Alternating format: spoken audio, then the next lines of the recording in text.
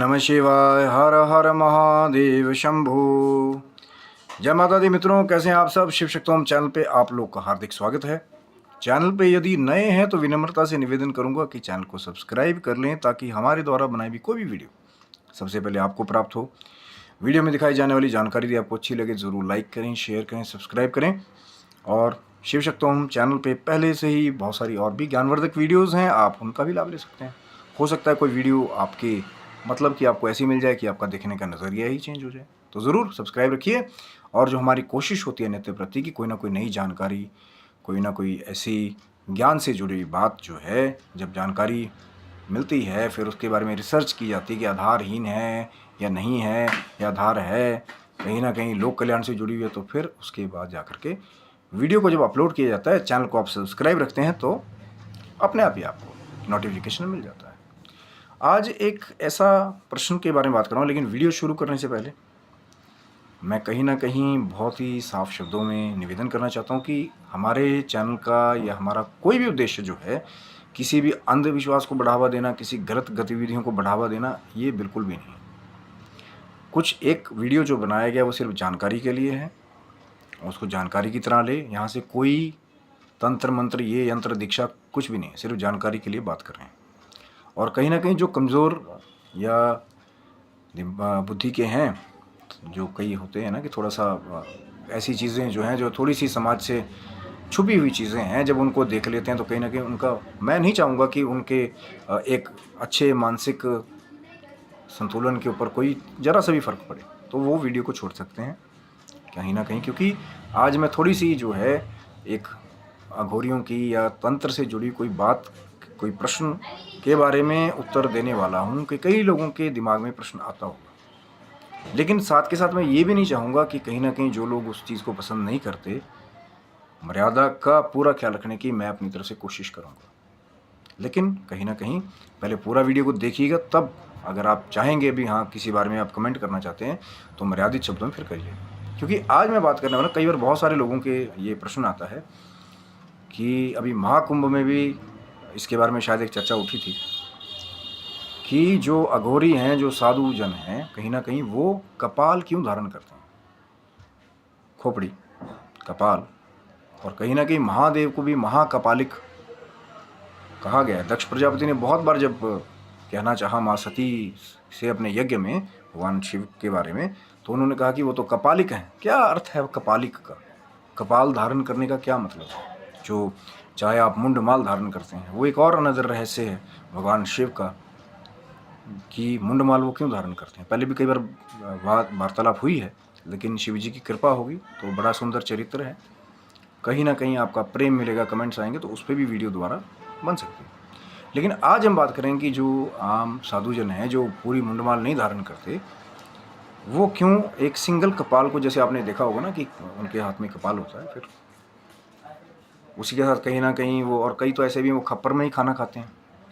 तो कारण क्या है उस चीज़ का, आज उसके बारे में बात करने वाले हैं। लेकिन सिर्फ जानकारी के लिए, कोई यहाँ से कोई किसी नए बच्चे को, किसी साधक को, किसी भक्त को मैं यहाँ से बिल्कुल भी नहीं बोल रहा हूँ कि वो बिना जाने बिना जानकारी लिए ऐसा कोई भी कार्य करे या उसकी तरफ अपना कदम बढ़ाए। पहले जानकारी को देखें कि कहते हैं कि कुछ एक ऐसे अघोरी हैं, साधु हैं, जो ब्रह्म कपाल का उपयोग करते हैं अपने कार्यों को कराने के लिए। अब ये ब्रह्म कपाल क्या? पहले अब कहेंगे यार पहले कपाल की बात कर रहे थे, अब ब्रह्म कपाल की बात होगी। क्योंकि कपाल कहीं ना कहीं साधारण कपाल, जो खोपड़ी जो कहा जाता है, वो सिंपल लोग कई बार जिनको पूरा उसका ज्ञान नहीं है, वो धारण कर लेते हैं कि दिखाने के लोगों को, यार हम भी खोपड़ी धारण करते हैं, है ना, हम भी अघोर एक हीरे हैं, हम भी अघोर संप्रदाय के, कहीं ना कहीं तो रिप्रेजेंटेशन करने के लिए वो काम करते हैं। लेकिन जिनको उसकी एक्चुअल वैल्यू पता है कि कार्य कैसे करना है, उसके साथ कार्य कैसे होते हैं, वो ब्रह्म कपाल धारण करते हैं। अब ब्रह्म कपाल क्या है आज बात कर रहा हूँ, लेकिन सिर्फ जानकारी के लिए कि होता क्या है कि जो ब्राह्मण शरीर है, बहुत बार कई ऐसे गुप्त शास्त्रों में भी इसका वर्णन आता है कि एक विद्या जो है वो उनके कपाल में वास करती है। अब ब्राह्मण जो है वो शुरू से बुद्धिमान तो कहे गए हैं, लेकिन एक ऐसी भी तीव्र कहते हैं एक सिद्धि है, शायद बहुत सारे ब्राह्मण भी जो है वो इस चीज़ से वाकिफ़ नहीं होंगे, लेकिन एक रहस्य जैसा है। ये ब्रह्म कपाल उसको कहा जाता है कि जो कोई ब्राह्मण होता है उसका जो कपाल है, और होता क्या है कि ऐसा नहीं है कि अब अघोरी जो है वो किसी को आप पता है कि ब्रह्म कपाल लेना है तो किसी को जाएंगे मारेंगे फिर उसका कपाल ले लेंगे, नहीं। जब कोई प्राकृतिक रूप से अपनी इस भौतिक यात्रा को पूरा करता है और प्राकृतिक रूप से ही वो शमशान भूमि की तरफ जाता है, क्योंकि कर्मा सबको भोगना पड़ता है। अगर कहीं ना कहीं चाहे कोई अघोर पंथ में है चाहे कोई नाथ पंथ में है, अगर वो प्रकृति के नियमों को उल्लंघित करते हुए कोई ऐसा कार्य करता है जिससे किसी निर्दोष का दोष हो जाए, और ब्राह्मण की हत्या करना तो ब्रह्म हत्या तो भैया सोच सकते हैं आप, शास्त्रों ने बहुत बार कहा है कि ब्रह्म हत्या जो है जब लगी काशी में आकर के जो है काशी के कोतवाल कहे जाने वाले काल भैरव जी की भी वो ब्रह्म हत्या कपाल जो ब्रह्म देव का था वो काशी में जाकर के छूटा, नहीं तो पूरा अन्यत्र पूरे संसार में घूम लिए वो, लेकिन ब्रह्म हत्या ने उनका पीछा नहीं छोड़ा, क्योंकि शीश काट लिया था ना काल भैरव जी ने। अब ब्रह्मदेव को ब्राह्मण स्वरूप ही बताया जाता है, और कहीं ना कहीं ये जो ब्रह्म कपाल है जब कोई प्राकृतिक रूप से अपनी यात्रा पूरी करता है तो योगी और वो जो अघोरी हैं जो दूसरे वो इंतज़ार करते हैं कि कोई ब्रह्म कपाल जो है जो प्राकृतिक रूप से जिसने देह का त्याग किया है। अब कई योगी अघोरी इसके बारे में ये बताते हैं कि वो उस मृत आत्मा के लिए भी जिसके वो शरीर के अवशेषों का कहीं ना कहीं प्रयोग करते हैं। अब थोड़ी सी ये तभी तो मैंने बात कहा था ना कि थोड़ी सी दूसरी बाहर समाज से बाहर की बात है, कुछ ऐसे सीक्रेट हैं, लेकिन अब तो चीज़ें चेंज हो गई। पहले गांव देहात में जंगलों में जहाँ शमशान खुली भूमि पे हुआ करते थे, आप गए आपने क्रिया संपन्न की दाह की, उसके बाद आप चले गए, फिर आपको बुला कि 3 दिन बाद आ जाना, आप 4 दिन बाद आ जाना फूल लेने के लिए या जो भी अवशेष जो दिए जाते हैं गंगा जी में बहाने के लिए। पर वो जो 3 दिन होते थे पहले वो गांव देहात में अभी बहुत सारे लोगों को पता होगा कि जो दूसरी साधनाएं करने वाले हैं कहीं ना कहीं वो छेड़छाड़ आज की नहीं, वो शुरू से चली आ रही है। अब इसका एक प्रारूप तो ये है कि भैया गलत चीज़ भी कई बार कई लोगों को लगती है कि किसी के मृत अवशेषों के साथ आप जा रहे हो, पर उनके लिए वो मिट्टी के बराबर है, क्योंकि जो आत्मा थी जब वो शरीर से निकल गई, शरीर नश्वर है, मिट्टी की देह मिट्टी में मिल जाएगी, तो फिर उसका कहीं ना कहीं वो रोल नहीं रह गया है ना। अब कोई मृत शरीर को लेकर के कितना बैठा रहे कि भैया ये मेरे काम का है मेरे काम का है, लेकिन मृत शरीर जो है सिर्फ किसी की भावनाओं को एक सांत्वना देने के लिए ज़रूर हो सकता है कि नहीं यार, हो सकता है कोशिश करते हैं हम, कोई 2-4 विद्या ऐसी करते हैं, महा जो शव साधना है, बहुत सारी साधना है उससे जुड़ी हुई। लेकिन वही मैं अपने व्यूअर्स से भी कह रहा हूँ कि जानकारी के लिए इसको सुनिए, कोई भी ऐसा कदम या कोई ऐसी चीज़ नहीं होनी चाहिए, सात्विक प्रारूप पे चलिए, पर एक जानकारी है कि भैया इसके लिए भी थोड़ा ध्यान रखें। तो तभी बहुत सारी गवर्नमेंट्स ने जो शमशान घाट थे वो उनको भी कवरिंग दी कि कल को मृत अवशेषों के साथ कोई छेड़छाड़ ना। और कई ऐसे बहुत सारे अभी भी शमशान घाट हैं जो कीलित नहीं है। कीलित का मतलब क्या है कि एक वो शमशान घाट होता है जहाँ कभी भी आत्मा आ सकती है और कभी भी जा सकती है, वो कीलित शमशान घाट नहीं होता। और एक होता है कीलित शमशान घाट कि जैसे आत्मा अंदर आई कील दिया उसको तो आत्मा बाहर नहीं जाए। बहुत सारी वो आगे हम चर्चा करेंगे, चैनल को सब्सक्राइब रखिएगा कि कीलित शमशान घाट और जो बिना कीला हुआ शमशान घाट है उसके अंदर क्या अंतर है। ये भी समाज से थोड़ी बाहर की बात है, क्योंकि लोगों की यात्रा सिर्फ वहीं तक होती है कि कोई मृत हो गया उसको शमशान घाट तक छोड़ा है, लेकिन उसके बाद की जो कई क्रियाएं हैं, जो रहस्य हैं, वो सबको नहीं पता। और कहीं ना कहीं ये जो कपाल धारण करने वाली बात है, तो वो अघोरी कहीं ना कहीं उनको जो सिद्धिवान है उनको एक अंदर से उनको एक इंडिकेशन होती है कि भैया कहीं कोई ब्राह्मण देवता ने अपनी यात्रा पूरी की है। अब वो पहले उस ब्राह्मण देवता की मृत आत्मा के लिए कहते हैं कि तपस्या करते हैं, चाहे उसको मोक्ष चाहिए, ये नहीं है कि अब उसको भी उसका कपाल ले लिया तो उसको बांध लिया, वो चीज़ नहीं है उसके साथ। वो जो विद्या है कपाल के अंदर शरीर के अंदर, उसके प्रयोग के लिए उसको इस्तेमाल करते हैं। वो भी मैं आगे बात अभी करूँगा, वीडियो को अंत तक देखिएगा। लेकिन वो कहीं ना कहीं उस जिस मृत आत्मा का वो शरीर होता है उसके लिए भी वो क्रियाएं करते हैं, चाहे अपनी तपस्या के माध्यम से या अपने ईष्ट की साधना के माध्यम से, कि जिस भी मृत आत्मा का की वो देह है, वो कपाल है, कि उसको मोक्ष प्राप्त हो जाए, उसको मुक्ति प्राप्त हो जाए, करते हैं वो इस चीज़ को। ये उनकी भी एक ये नहीं कि सिर्फ डायरेक्ट गए कपाल ली और लेकर के आ गए, पहले उनको भी अपना कर्मा का वो डेप्थ पूरा करना पड़ता है कि उस मृत आत्मा के लिए वो भी अनुष्ठान साधना करते हैं, कि कल को ऐसा नहीं हो कि मृत आत्मा वहीं भटकती रहे हो, जिसका भी कपाल का प्रयोग किया जा रहा है। फिर जो मैंने आपको बात कही थी कि ब्रह्म कपाल के अंदर एक सिद्धि होती है, तभी तो पहले वो लोग बोलते हैं ना, ब्राह्मण देवता यार आप आशीर्वाद दो काम हो जाएगा।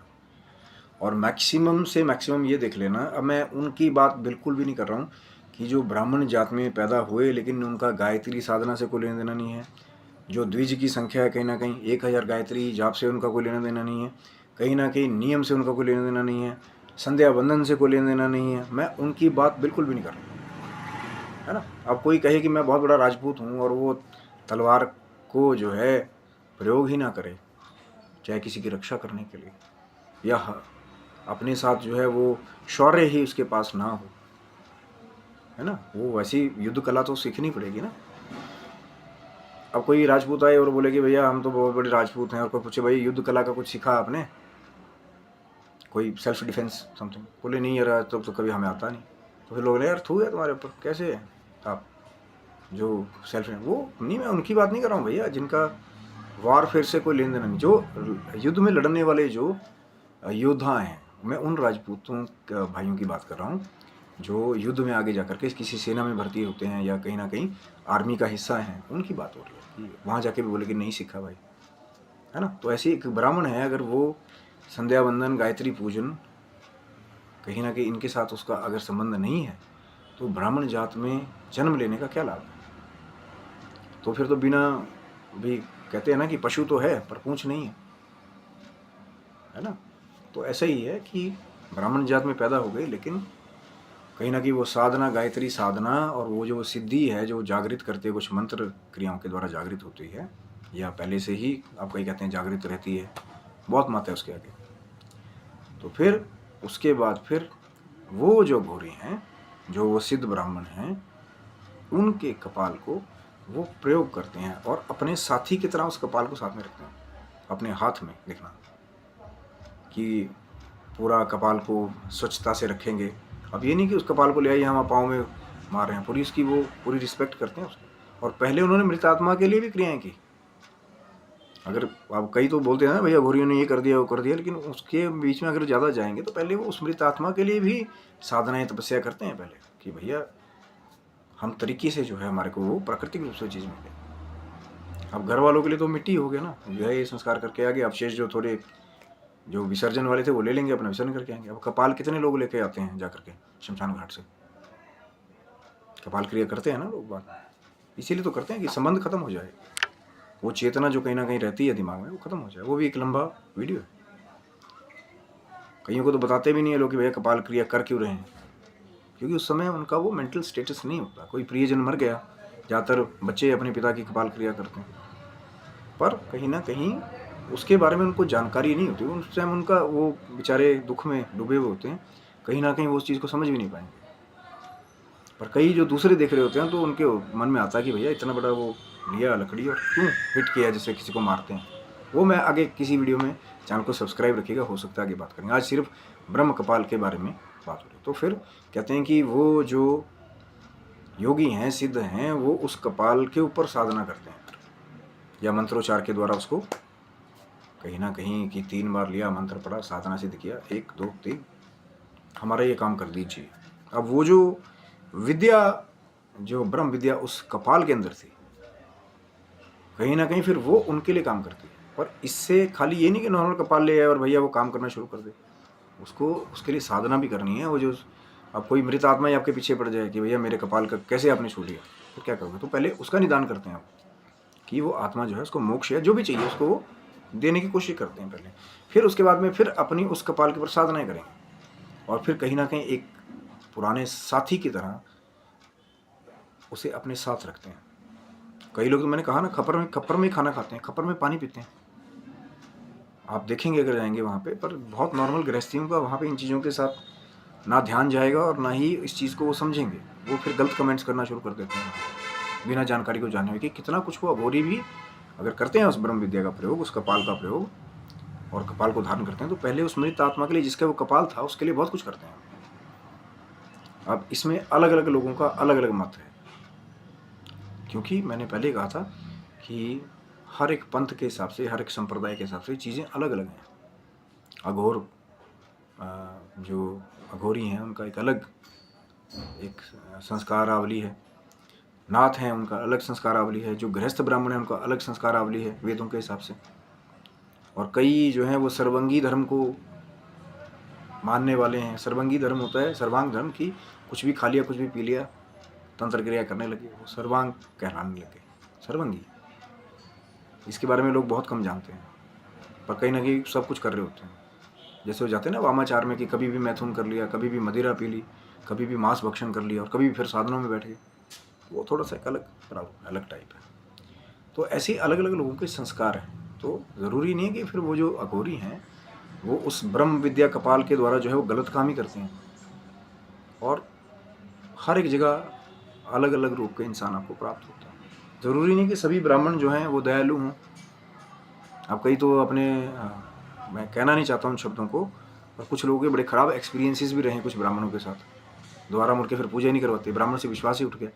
और कई ब्राह्मण इतने अच्छे हैं कि पीढ़ियों से वो एक ही कुल की पूजा कराते आ रहे हैं, और वो पीढ़ियाँ भी पूरी पीढ़ियों से उनकी सम्मान करते आ रही हैं, क्योंकि उन्होंने एक आदर्श स्थापित कर रखा है वहाँ पे कि लालच ही सर्वप्रिय नहीं है कि जजमान की चमड़ी तक उतार लो, क्योंकि दोनों को ही एक दूसरे का विचार करना चाहिए। ब्राह्मण को जजमान का, जजमान को ब्राह्मण का, जहाँ भी पूजन कराने के लिए जाते हैं, क्योंकि दोनों को ही एक दूसरे का देखना कि भैया जजमान की चमड़ी नहीं उतार लेनी है, इतना भी मत मांग लो, और जजमान को भी देखना चाहिए कि ब्राह्मण ने भी अपने बच्चे पालने हैं।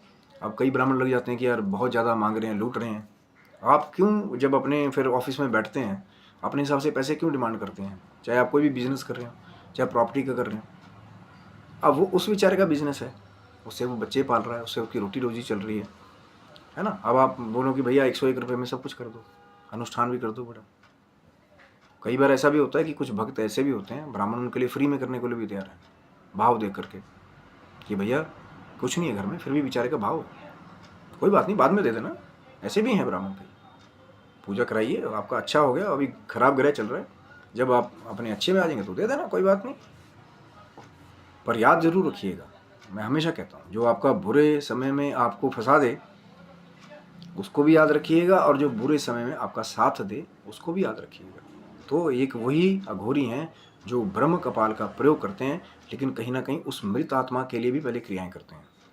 अब अधूरी जानकारी ले लो कि ये कपाल चोरी कर लिया, ये कर लिया, अघोरी ऐसा करते हैं। पूरी जानकारी तो सुनिए, तभी तो बताने का फ़ायदा है ना, कि फिर वो ब्रह्म कपाल का प्रयोग करके एक ऐसे साथी की तरह पूजन करते हैं उस कपाल का। लेकिन मैं फिर वही बात कह रहा हूँ, बिना जानकारी के, बिना चीज़ों को समझे हुए, उसमें भी बहुत सारी चीज़ें जो हैं छुपी हुई हैं। कोई अघोर में है, फिर आप उसके पास रहे, फिर आपने दीक्षा ली, फिर अघोर जो चीज़ें हैं उनको समझा, फिर आगे गई, है ना।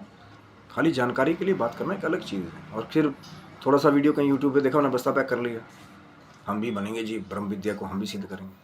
मैंने क्या कहा, पहले पूरा वीडियो देखिए ना, कि वो लोग इंतज़ार करते हैं, और जब होता है वो शमशान की देवी या देवता का ऑर्डर, तब जाके वो चीज़ करते हैं, साधनाएं करते हैं वो उसके लिए कहीं ना कहीं देनदार।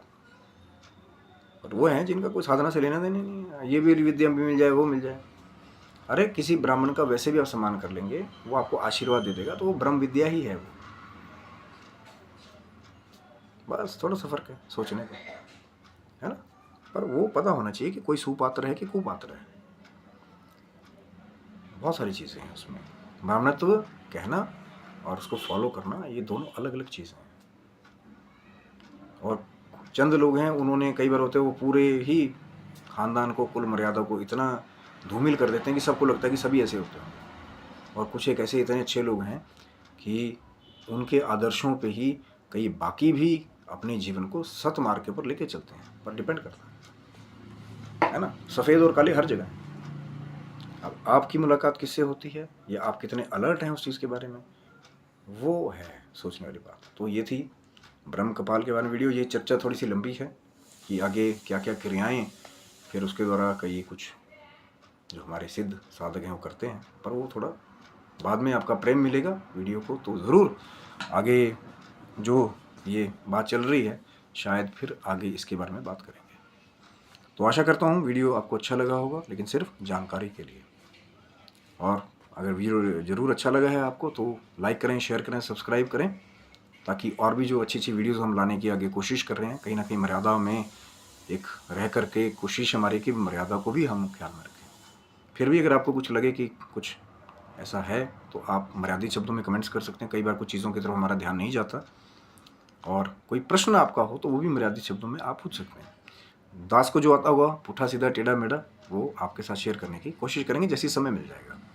तो आप स्वस्थ रहे, मस्त रहे, भगवान शिव की माँ जगदम्बा की कृपा आपके पूरे परिवार के ऊपर बनी रहे। तब तक के लिए हर हर महादेव शंभू। जय माता दी मित्रों, आप सबको स्वस्थ रहिए, मस्त रहिए, महादेव और महारानी की कृपा आप सबके ऊपर बनी रहे।